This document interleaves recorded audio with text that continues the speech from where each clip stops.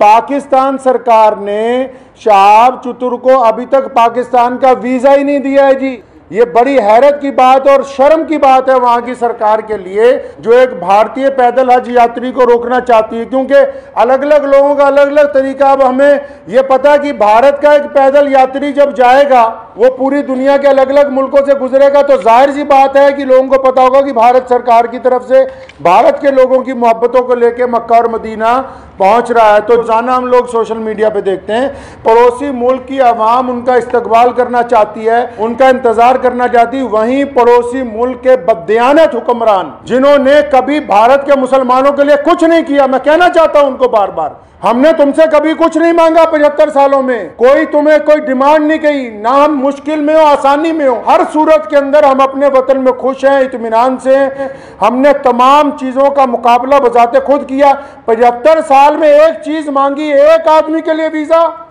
ایک پیدل مسلمان کے لیے ویزا جس نے چل کے مکہ مکرمہ جانا ہے۔ تم ایک مسلمان کو پیدل گزرنے کی جگہ نہیں اپنے ملک میں سے دے سکتے۔ تم کس کام کی تم حکومت چلا رہے ہو کہ ہم اسلام کے نام پہ حکومت چلا رہے ہیں؟ راستوں کی مشکلوں کو کر دے آسان خدا، راستوں کی مشکلوں کو کر دے آسان خدا، راستوں کی مشکلوں کو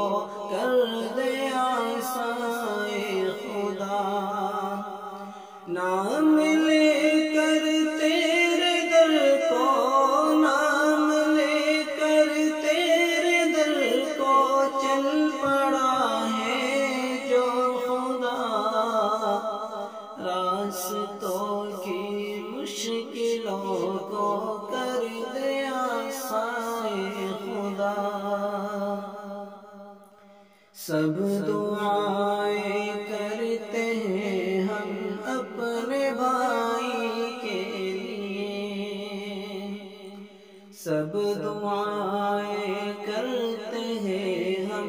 اپنے بھائی کے لیے، حوصلے کو اس کے رکھنا، حوصلے کو اس کے رکھنا، تو سلامت اے خدا، راستوں کی مشکلوں کو کر دے آسان خدا، راستوں کی مشکلوں کو کر دے آسان خدا، تیرے در کی ایک جھلک پانے کو جو ہے چل پڑا، تیرے در کی ایک جھلک پانے کو جو ہے چل پڑا، اس کی قسمت میں تو لکھ دے، اس کی قسمت میں تو لکھ دے، دیکھنا کعبہ تیرا، راستوں کی مشکلوں کو کر دے آسان خدا، نام لے کر تیرے در کو چل پڑا ہے جو خدا، راستوں کی مشکلوں کو کر دے آسان